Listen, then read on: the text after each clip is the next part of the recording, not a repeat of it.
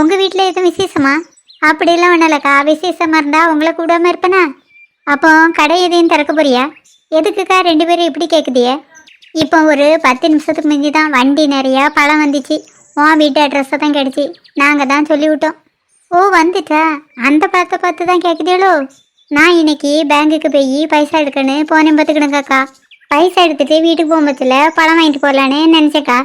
அந்த கடையில் போய் பழத்தை எடுத்து பார்த்தேன்னா அந்த கிழவி நான் நல்லா நிற்க தெரியுமா?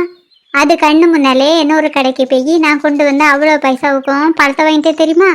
பேங்க்லேருந்து எடுத்துகிட்டு வந்தால் அவ்வளோ பைசாவுக்குமா பழம் வாங்கினேன்?